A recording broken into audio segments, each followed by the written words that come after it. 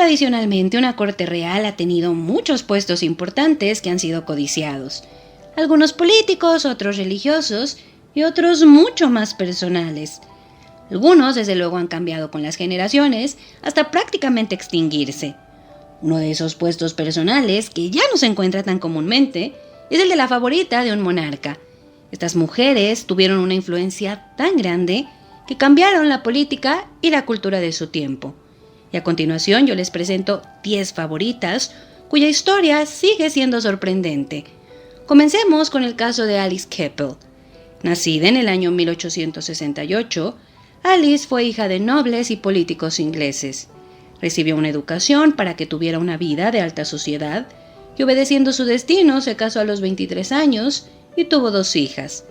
Pasó entonces el tiempo entre reuniones sociales en las que de inmediato destacó por ser extremadamente hermosa, pero también discreta y encantadora. Hasta entonces su vida iba transcurriendo de forma completamente normal, pero con el paso de los años la situación económica de su matrimonio se volvió completamente precaria, así que Alice embarcó en amoríos con hombres muy ricos. Todo hasta que en el año 1898, con solo 29 años, ella coincidió con el hijo mayor de la reina Victoria, el entonces príncipe de Gales Eduardo, de 56 años. Eduardo estaba casado con la princesa danesa Alejandra, pero de igual forma tenía muchas amantes y muchos hijos ilegítimos. Por eso la llegada de Alice no fue una sorpresa para nadie. Pero pronto quedó claro que ella era diferente, principalmente porque ella era tan amable que pudo tranquilizar el carácter explosivo de Eduardo. Así que políticos, nobles y hasta autoridades extranjeras la buscaban a ella para que actuara como mediadora, sobre todo después de que él se convirtiera en el monarca en el año 1901. Entonces el poder de Alice aumentó de forma considerable. De inmediato obtuvo mejores empleos para su esposo y su hermano. Recibió altos ingresos y constantes regalos, tanto de Eduardo como de sus allegados. Quedó claro entonces que, sin importar las otras amantes, ella era la indiscutible favorita. Pero a pesar de tener mucho poder, ella evitó siempre sobrepasar su posición. Por eso logró tener una relación amistosa con Alejandra, la esposa de Eduardo, quien declaró públicamente que prefería a Alice porque era mucho menos descarada que las otras amantes de su esposo.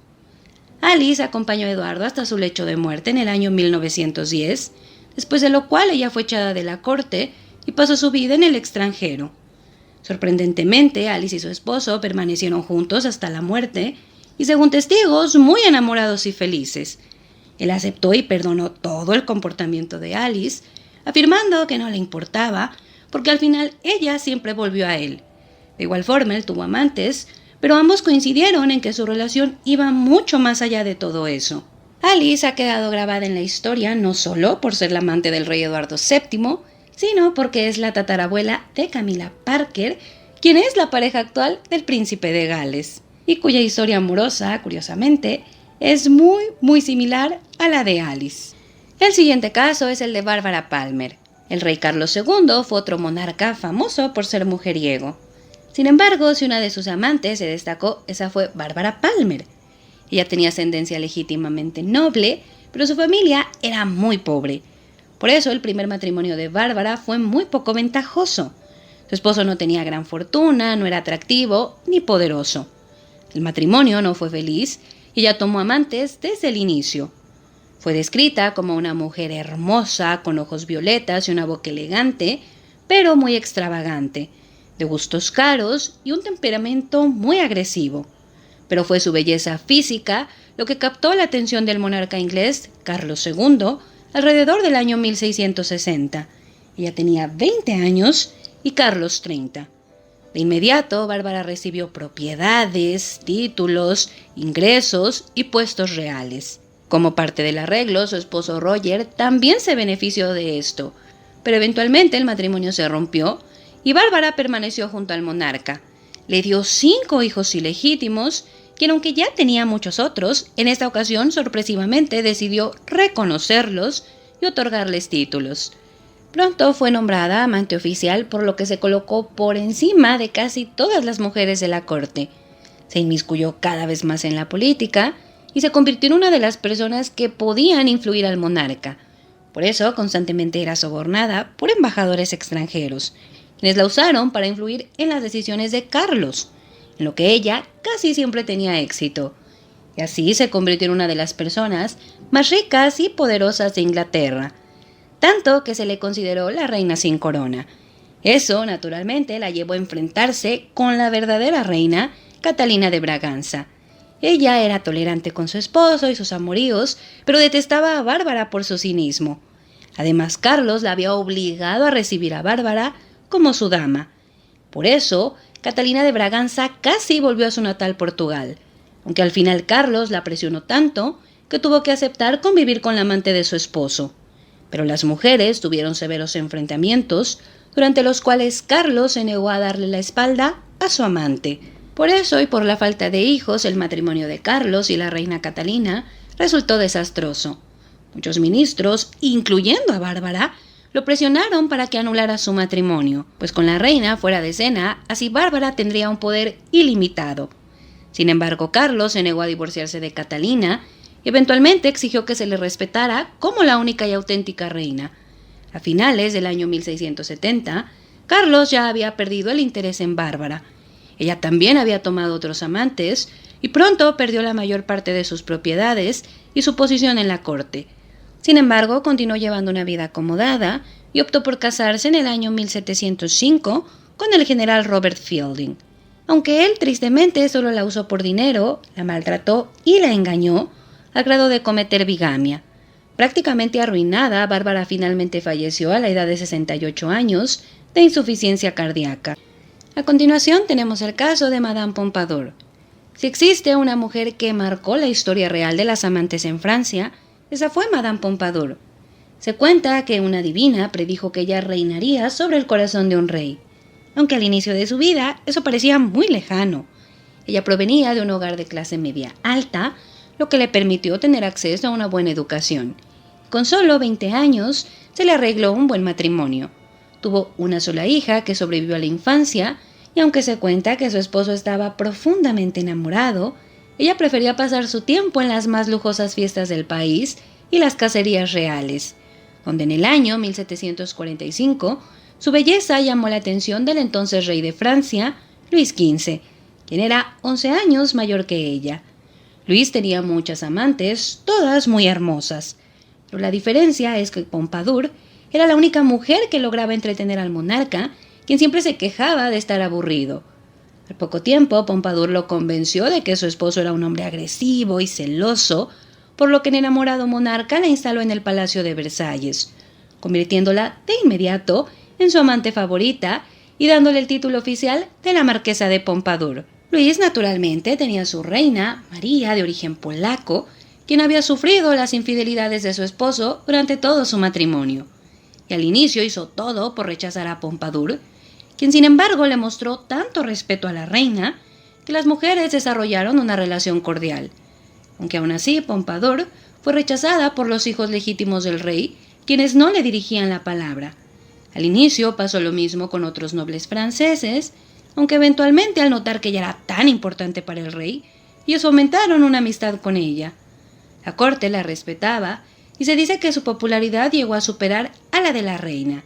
Su carácter fue descrito como caprichoso y extravagante, pero también fue considerada inteligente, amable y patrocinadora de las artes. Su relación con el rey fue descrita como amorosa y pasional, aunque no fue exclusiva. El monarca mantuvo otras amantes y, de hecho, la propia Pompadour hacía los arreglos para que él pudiera encontrarse con sus jóvenes amantes en un lugar seguro y tranquilo. Cuando se le cuestionó al respecto, ella aseguró que solo lo veía como una necesidad del rey, pero que ella era quien mantenía su corazón.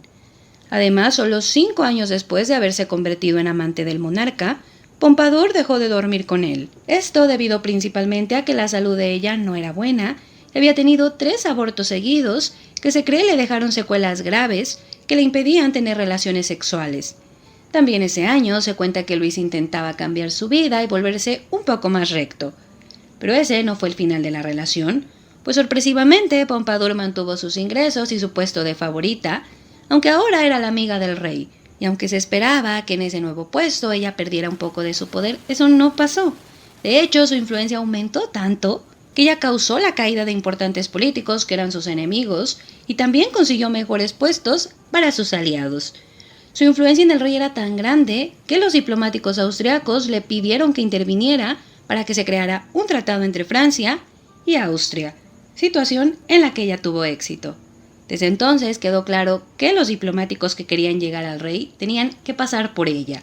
La pareja se mantuvo unida hasta la muerte de Pompadour por tuberculosis en el año 1764, a la edad de 42 años. Luis tuvo otra favorita rumbo al final de su vida, llamada Madame du Barry, quien consiguió ocupar el puesto de favorita, aunque ella fue echada de la corte después de la muerte del rey y fue asesinada durante la Revolución Francesa. Continuemos con el caso de Diana de Poitiers. Aunque comúnmente los reyes tomaban amantes mucho más jóvenes, este caso es la excepción. Siendo un pequeño príncipe de 6 años, Enrique de Valois perdió a su madre y su padre lo ignoró completamente. Encima, él pasó parte de su infancia secuestrado por motivos políticos. De vuelta en la corte de Francia, desarrolló un amor platónico por Diana de Poitiers, que era una viuda 19 años mayor que él. Ella estaba bien conectada a la nobleza y destacó por ser una hábil deportista, hermosa, inteligente, educada y compasiva. Aunque al inicio ella se veía como una figura materna para él, Enrique la conquistó y los dos iniciaron una relación amorosa. Enrique tenía 15 años y Diana casi 35. Eventualmente él se casó por motivos políticos con la noble italiana Catalina de Medici, pero ese matrimonio fue infeliz y de hecho solo lograron tener hijos porque Diana convenció a Enrique de dormir más seguido con su esposa para poder tener herederos. Él se convirtió en rey de Francia como Enrique II en el año 1547. Para entonces ya tenía muchos hijos ilegítimos y otras amantes ocasionales. Pero Diana no solo se mantuvo como su favorita, sino también como su consejera política. Ella le ayudaba a cerrar acuerdos internacionales, firmaba cartas reales, otorgaba y retiraba puestos reales, atendiendo además a los diplomáticos extranjeros, quienes la trataban mejor que a la reina. Tal fue su influencia que en una ocasión un papa visitante no solo trajo regalo para la reina, sino también para Diana. Ella tuvo tanto éxito en hacerse rica que logró financiar la construcción de múltiples castillos por sí misma. También recibió costosos regalos de Enrique, incluyendo 2 ducados, castillos y muchas joyas. Diana no tuvo hijos con el rey, pero de igual forma permanecieron juntos y enamorados hasta la muerte de Enrique en el año 1559. Incluso durante la justa que le costó la vida al monarca, él portaba los colores de Diana, y en su lecho de muerte él suplicaba poder ver a Diana. Pero la reina Catalina impidió el acercamiento, y poco después de la muerte de Enrique echó a Diana de la corte y le confiscó la mayor parte de sus bienes. Aún así, Diana tuvo una vida acomodada hasta su muerte. El caso que sigue es el de Arabella Churchill. Arabella pertenecía a la poderosa familia noble inglesa, Churchill, y por lo tanto estaba bien emparentada con condes, duques y otros nobles importantes de la corte. Fue descrita como una mujer agradable, pero demasiado sencilla. Era muy delgada para el estándar de belleza de su tiempo y su piel era muy pálida. Sin embargo, esa sencillez atrajo al entonces duque, Jacobo Estuardo, quien estaba casado, pero era famoso por interesarse en las mujeres menos agraciadas de la corte. De hecho, los otros nobles se burlaban de él, afirmando que en lugar de tomar amantes, él tomaba penitencias. Para el año 1655, su relación con Arabella era bien sabida, y Jacobo la colocó como dama de su esposa. Pasaron 10 años juntos y tuvieron 4 hijos, a los que Jacobo reconoció. Sin embargo, eventualmente Jacobo se convirtió en rey de Inglaterra como Jacobo II y en rey de Escocia como Jacobo VII. Eso y otros intereses amorosos en Jacobo causaron el final de la relación. No tuvieron ningún tipo de problema entre ellos, ni se dieron escándalos, y para el año 1680, Arabella se había casado con otro noble, con quien tuvo un matrimonio estable. Desde luego que ya no influyó en la política ni en el reinado de Jacobo.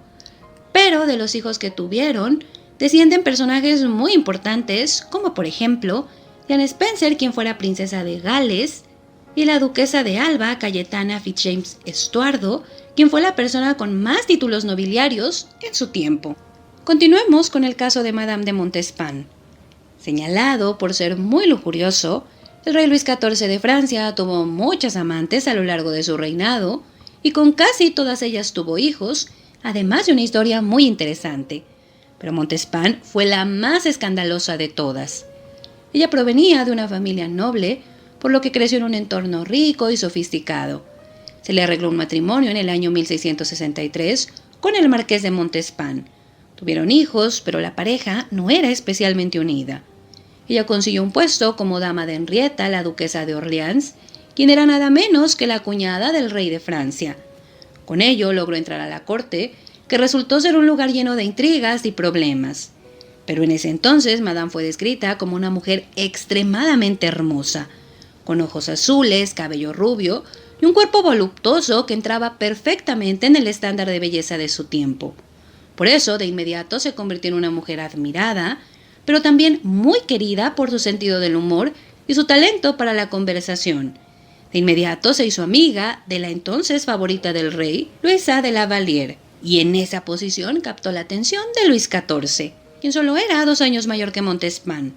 A finales del año 1666, Montespan ya se había convertido en su amante. Su relación fue descrita como extremadamente lujuriosa. Se cuenta que en muchas ocasiones el rey ni siquiera esperaba que se vaciara la habitación para estar con ella. En otras ocasiones, él cancelaba deberes de estado para pasar todo el día con Montespan en su habitación. Luis estaba tan encantado con ella que en algún punto la propia Madame Montespan fomentó que él tuviera relaciones con otras damas para ella poder tener algunos días libres, pero siempre mantuvo la atención de Luis en ella. Tuvieron 3 hijos que sobrevivieron a la infancia y que fueron legitimados por el rey. Montespan eclipsó completamente a la reina María Teresa, quien tuvo que soportar que el amante de su esposo recibiera más respeto y atención que ella. Pero en algún punto Montespan también se ganó enemigos, aunque Luis la mantuvo protegida de todos. A lo largo de 12 años, ella fue la figura central del Palacio de Versalles y la mujer más rica y poderosa de Francia. Aunque desde luego Luis no dejó de involucrarse con otras mujeres, aunque al inicio Montespan siempre logró deshacerse de sus rivales y mantener en ella la atención del monarca, con el paso de los años él perdió el interés en ella. Pero todo llegó a un punto crítico cuando los investigadores de Francia comenzaron a detener a los que sospechaban, vendían venenos y practicaban magia negra. Comenzaron entonces a salir nombres de nobles muy importantes, sobre todo el de Madame de Montespan. Ella supuestamente usó polvos y magia para conservar el amor del rey. Luis la protegió de los cargos criminales, pero el escándalo destruyó su reputación y ella tuvo que abandonar Versalles. Fue enviada por el rey a un convento donde se le impusieron penitencias. Luis le impidió ver a sus hijos y de inmediato tomó como nueva favorita a Madame de Maintenon, quien era una ex amiga de Montespan. Pero esta nueva favorita, aprendiendo del pasado, evitó ser llamativa y escandalosa. De hecho, era religiosa, callada, caritativa, y le pidió a Luis que le diera su lugar a su esposa, por lo que la convivencia fue mucho más pacífica. Y a la muerte de la reina, Luis decidió tomarla como su esposa, aunque nunca fue reconocida como reina. Mientras tanto, Montespan pasó su vida recluida en ese convento, sin lujos ni poder alguno. El siguiente caso es el de Gabrielle d'Estrées.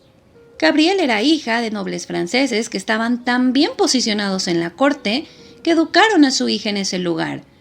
A los 17 años, ella ya era considerada una de las mujeres más hermosas de la corte. Tenía cabello rubio, enormes ojos azules y una bonita tez pálida. Atributos que captaron la atención del entonces rey de Navarra, Enrique de Borbón, de 37 años. Él la tomó como su amante, a pesar de que estaba casado con Margarita de Valois y que ya tenía otras muchas mujeres.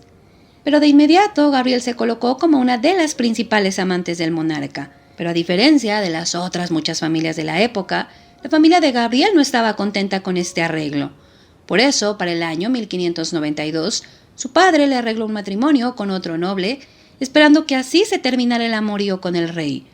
Gabrielle se casó, pero el matrimonio no fue feliz, y el rey se encargó de mantener a su esposo lejos, mientras que él y Gabrielle se mostraban como una pareja en público. y rompiendo las costumbres de la época. Incluso embarazada, Gabriel solía viajar con él hasta los campos de batalla, donde cuidaba de su salud. Tuvieron 4 hijos juntos, todos reconocidos por Enrique. Y para el año 1595, Gabriel fue reconocida legalmente como la amante del monarca. Desde entonces su papel no se limitó a ser su acompañante sentimental, sino que también se había convertido en su confidente y su consejera.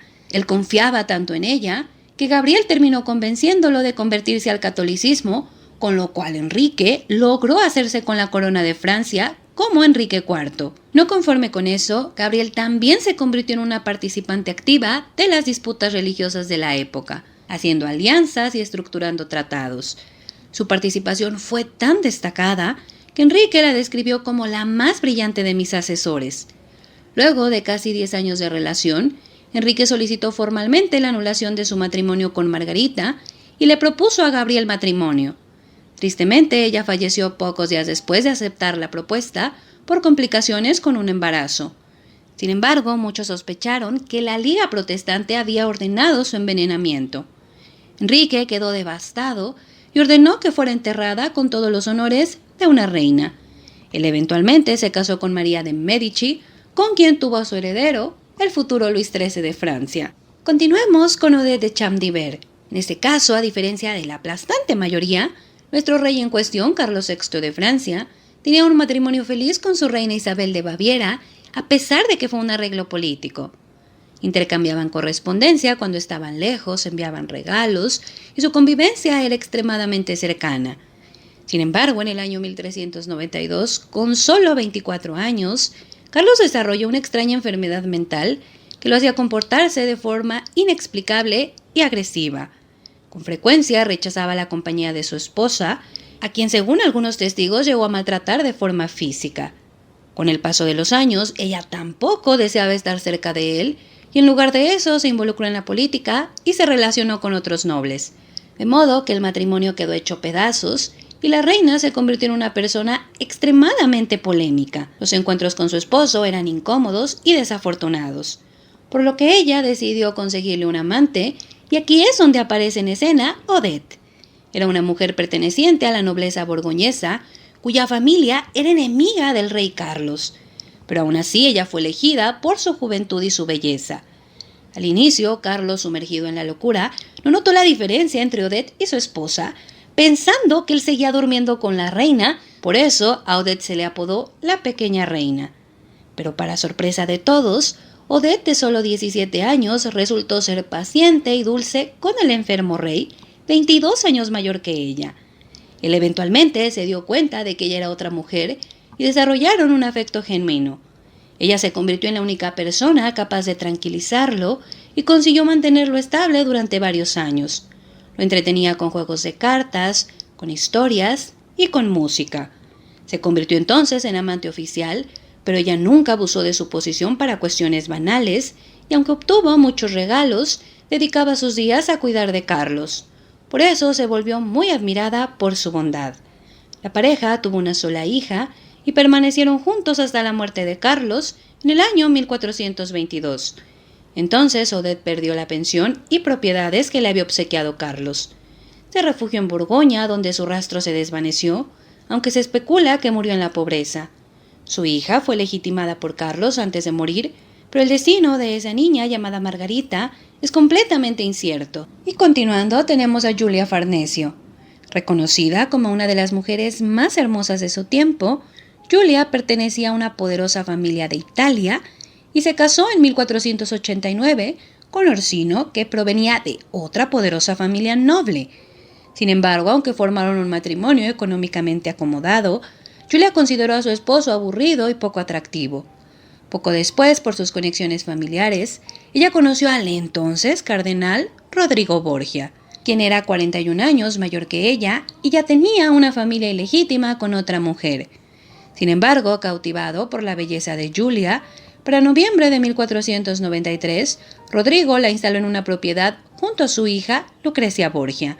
Las mujeres se hicieron amigas y desde entonces Giulia se volvió amante de Rodrigo, quien se convirtió en papa como Alejandro VI. Pero aunque iba contra las reglas del celibato tener amantes, él la mantuvo a su lado, y ella consiguió puestos importantes para su familia. También se enriqueció a nivel personal y era famosa por sus excesivos gastos y gustos exuberantes, los cuales eran financiados por el Papa. Aunque además de amante, Julia era consejera y fue una figura materna para sus otros hijos ilegítimos, la relación no estuvo libre de problemas. Constantemente discutían por qué Julia mantenía su matrimonio, aunque se desconoce la naturaleza de su relación con su esposo, es un hecho que nunca se desvinculó del todo de él. Julia quedó embarazada en el año 1492 y nadie sabe si el padre de su hija fue su esposo o el Papa. La niña murió poco tiempo después y Julia permaneció cerca del Papa hasta el año 1499. Entonces perdió la mayor parte de sus ingresos y tuvo que abandonar la residencia oficial. Volvió a vivir con su esposo, quien desgraciadamente murió solo un año después. Se desconoce cuál fue la razón de la ruptura con el Papa, aunque se ha especulado mucho que la despidió porque ella ya rondaba los 25 años y él prefería amantes mucho más jóvenes. Ella, de cualquier forma, siguió siendo escandalosa, tuvo varios amantes y se casó nuevamente. Murió en el año 1524 y gracias a lo que ella en su momento le consiguió, solo 10 años más tarde su hermano se convirtió en papa como Pablo III. Por último tenemos el caso de Agnes Bernauer. A diferencia de la mayoría de las personas en esta lista, Agnes no era de sangre noble. Ella provenía de una familia completamente plebeya de Baviera, de la que prácticamente no se sabe nada. Agnes en realidad entró en los registros a los 18 años, cuando por casualidad en un torneo coincidió con el duque de Baviera, Alberto III, quien era 9 años mayor que ella. Alberto se enamoró de ella y la instaló en su casa. Durante los siguientes años, Agnes apareció con frecuencia en eventos importantes acompañando a Alberto, hasta que se volvió una de las personas más importantes de la corte de Múnich. Su relación se volvió algo bien sabido, y Alberto rechazó cualquier compromiso con otra mujer, haciendo referencia a Agnes como su única y formal pareja. Por eso, y la forma en la que llevaban su casa, se piensa que la pareja se casó en secreto, aunque no hay evidencia de este matrimonio. Ellos no tuvieron hijos, y no pasó mucho tiempo antes de que la familia de Alberto expresara su molestia, principalmente porque Agnes era plebeya. Y luego de serios conflictos al interior de la familia, la historia dio un giro trágico. En el año 1435, mientras Alberto salió de cacería, su padre arrestó a Agnes por brujería. La condenó sin prueba alguna y la ahogaron en el río Danubio como castigo. La noticia del destino de su amada devastó completamente a Alberto, quien abandonó la corte y el país. Eventualmente se reconcilió con su padre y se casó con una princesa, Ana de Brunswick, con quien tuvo 10 hijos. Pero él nunca olvidó a Agnes y le construyó una capilla y una serie de estatuas a su memoria. Y esas son las 10 historias de las que les puedo platicar en esta ocasión. Dejé fuera desde luego algunos casos de los que ya les he platicado demasiado, como el caso de Hurrem, Gosem, Ana Bolena, Karin, en su momento Chica da Silva. Ya les he hablado muchos de esos casos, sobre todo en los videos que hice de las Cenicientas y otros videos. Por eso es que ya no los toqué en esta ocasión. Pienso hacer una segunda parte, pero con favoritos masculinos. Y pues si ustedes tienen ideas, chicos, sobre ese video, déjenmelos en los comentarios. Se los agradecería muchísimo. Y pues eso fue todo de mi parte. Yo espero que les haya gustado el video y muchísimas gracias.